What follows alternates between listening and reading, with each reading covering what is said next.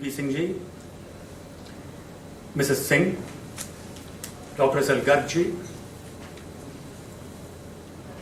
Shri Swaraj Singh ji, distinguished guests, the team of happiness, ladies and gentlemen.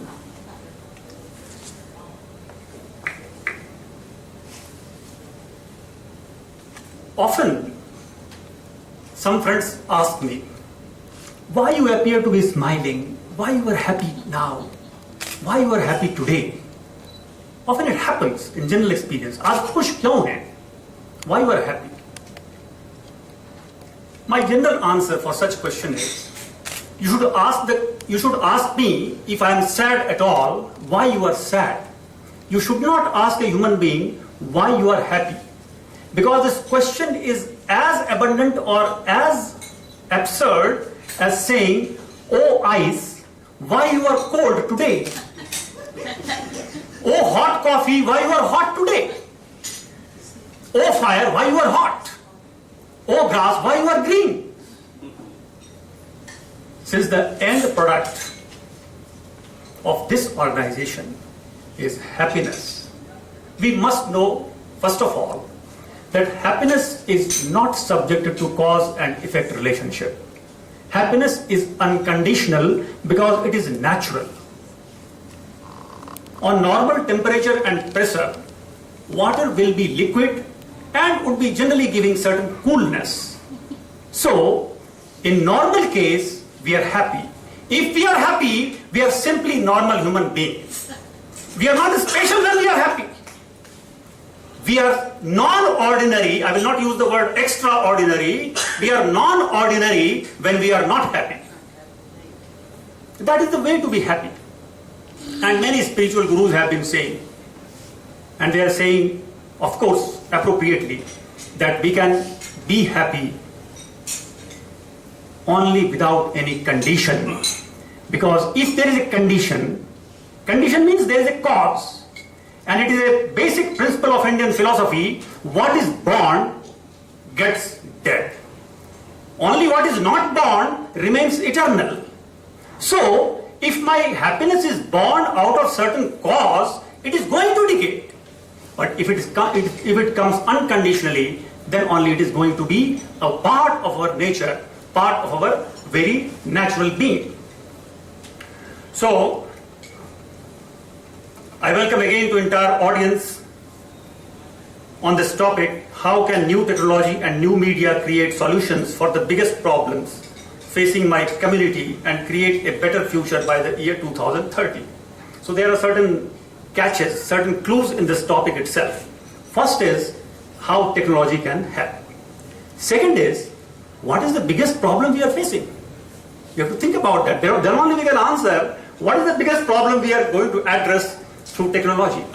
And thirdly, we are taking a time lag of about 17 years. After 17 years, if we want to peep through our limited wisdom, is something visible in 2030 or beyond 2030? I know time is very limited. I will take only 5 to 6 minutes further. Yes, I will vote for this topic that technology is going to help to solve our biggest problem. What is the biggest problem? I have not yet defined. I can also not define. But my answer is yes, for simple 3 reasons. When I was a student of economics honors, my teachers used to tell me, hey, read only world-class books on economics, on microeconomics, macroeconomics, whatever branches of economics. So what we used to do, we used to purchase books which were very popular in India, not world-class, but teacher used to say world-class, so we used to go to Calcutta second-hand market because books used to be very costly. To purchase books in second-hand market, I know how to speak Bengali, so I could use my Bengali knowledge, limited knowledge, to bargain with bookseller and used to purchase world-class book in those time in 1980-81 by paying 15 rupees, 18 rupees. I purchased one of the topmost book in international trade by paying 15 rupees, of course in 1980, written by C.P. Kendall Berger, who was celebrated professor of Harvard.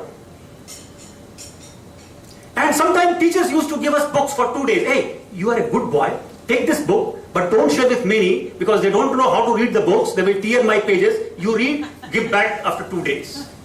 Those were the days. Now there is a different day of technology. And as a student and teacher of behavioral science, I teach topics like interpersonal effectiveness, motivation, leadership, stress management. Now you push a button on your computer, leadership, and you find suddenly a typical sentence, this first page of 3 crores of page following. You can't read.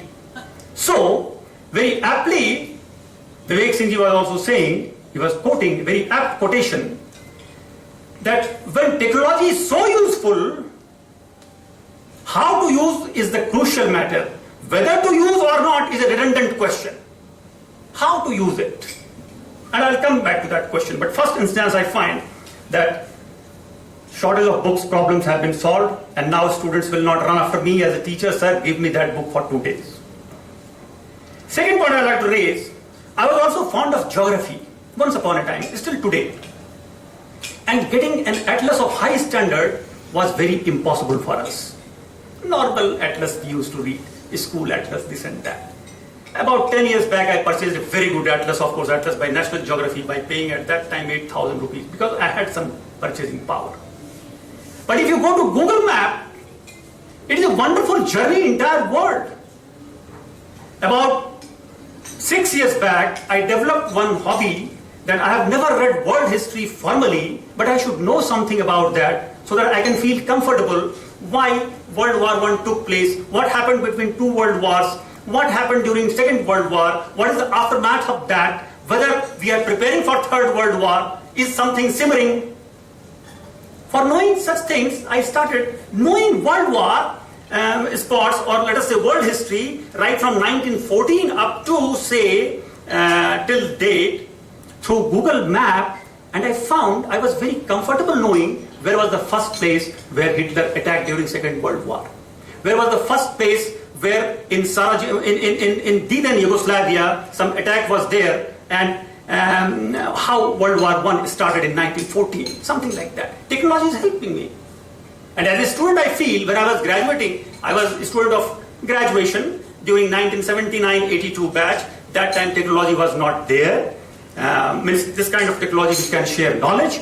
For technology, we had only some telephone which used to have a receiver of black color, like grrr, grrr, all these kinds of things. So it helped me to acquire knowledge.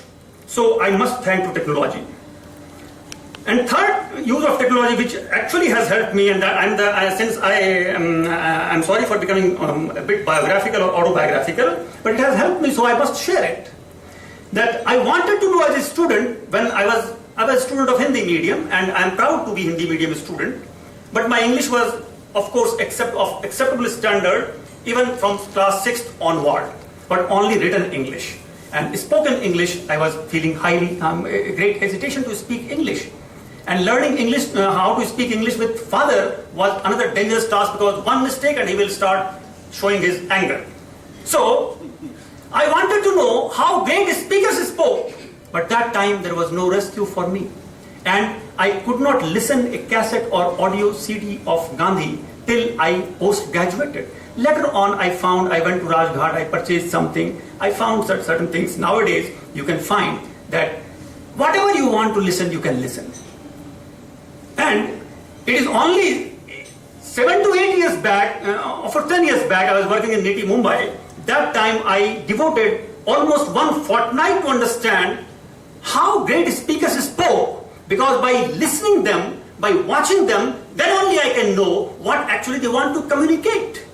By only listening words, we can't say what you want to communicate. By looking at your paralanguage, by looking at your body language, we can understand what actually you want to communicate.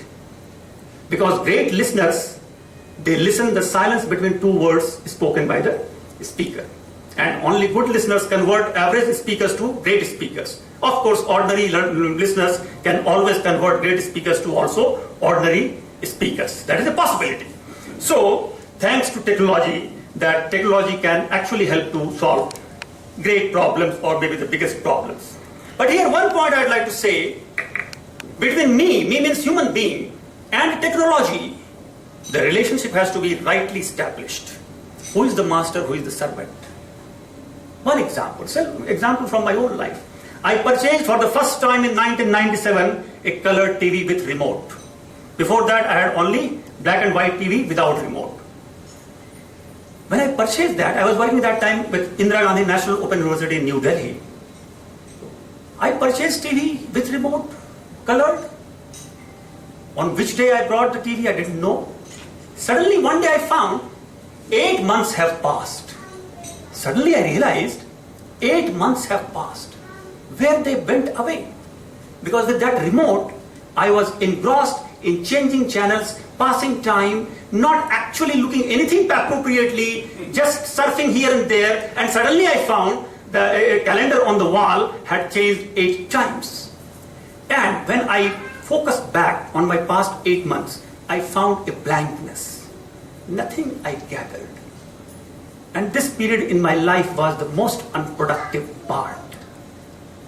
But don't guess, I'm not going to blame better technology with which I had purchased a TV. I'm going to blame myself. Because I could not understand the master-servant relationship between the human being and technology.